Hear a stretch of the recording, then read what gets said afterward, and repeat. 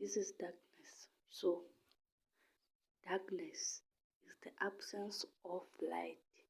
Darkness is a spiritual slumber. Many times you make decisions in the absence of light. Many mistakes happen. So anything you do, can't light. Because God separated light from darkness. Light from darkness. He named light the day. He named darkness the night. Oh, this is very important. Darkness is not part of our life.